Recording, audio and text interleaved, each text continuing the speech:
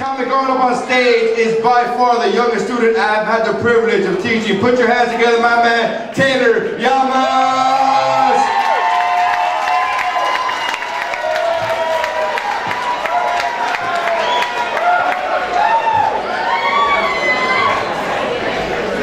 How's everyone doing today? Woo!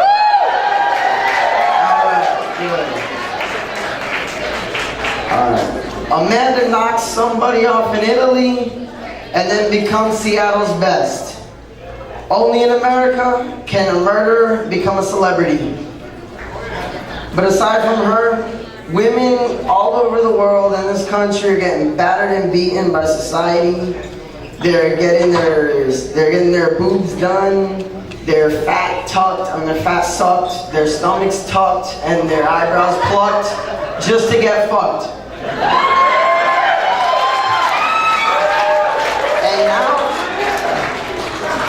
And now they even have vaginal rejuvenation.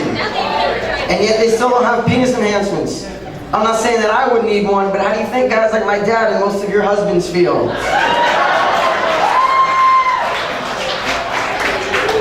But aside from women and little dicks,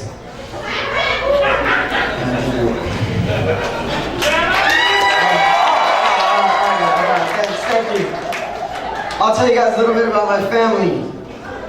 I've got a wacky family. They're great though, I love them.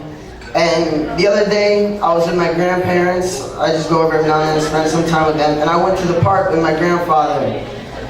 We were just there a few hours. We get back and he tells us that his fly was down the whole time. And my grandmother, she just looks at him and she says, Gabriel, if the bird is dead, you can leave the cage open.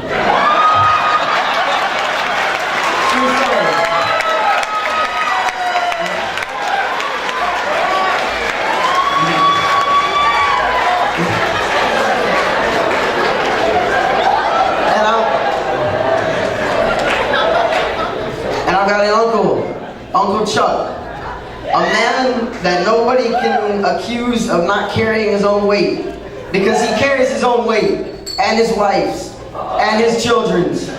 He carries a lot of weight. And my mother, she always tells me how nice my legs are, and my mom, she's my #1 fan. I'm a mama's boy, I love her, of course.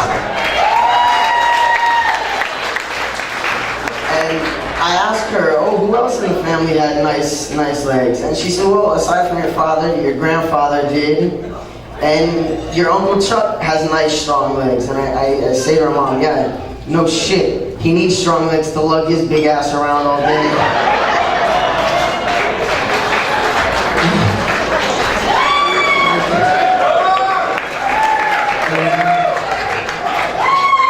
And my mom, she would have probably had nice legs too.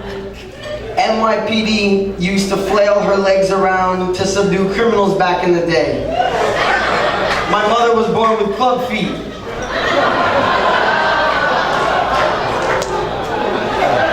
Now getting back to Uncle Chuck. I was on the phone with him the other day, and I was actually calling him to invite him here. And he's out there right now. Give us a bow if you can make room.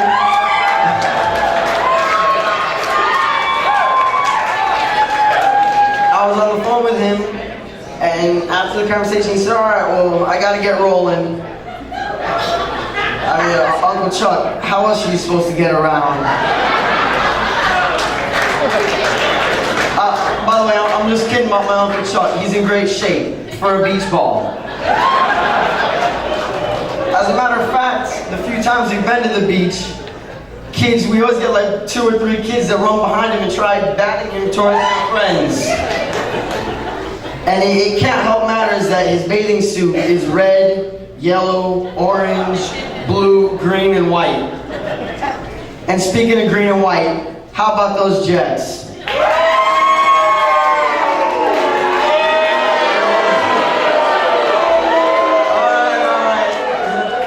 A lot of Jet fans in here, take it easy everybody.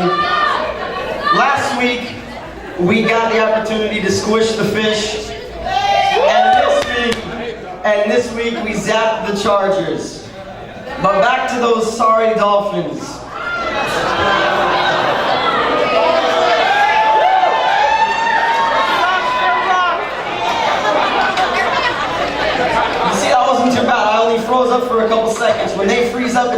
field for 60 minutes.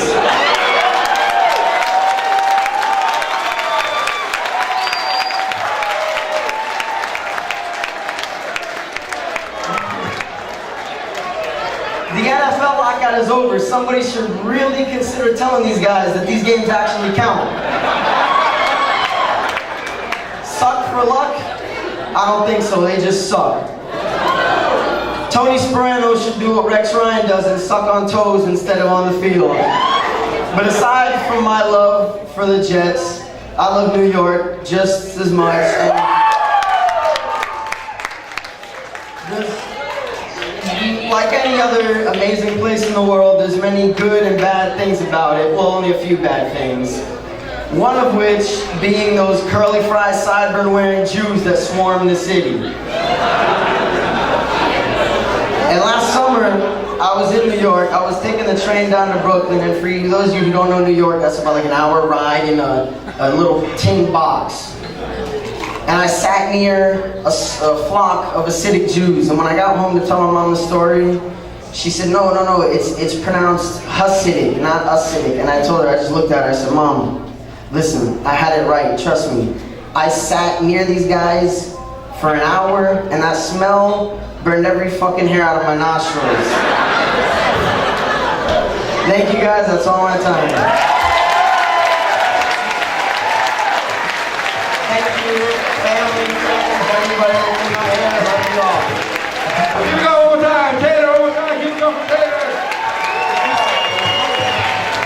Okay, 16. Oh, 16 years old. Keep that going for Taylor. All right. It was good. It paid off. It was actually harder going up on stage during the class than on stage now. He was great. He was great. Everybody was awesome. Laughter is the key to all stress in life. Everything. Very good. It was awesome. All of you guys were awesome. You really did. You really did a great job. Awesome job. Was the icing on the cake. Fantastic. Icing on the cake. Of course, he's our son.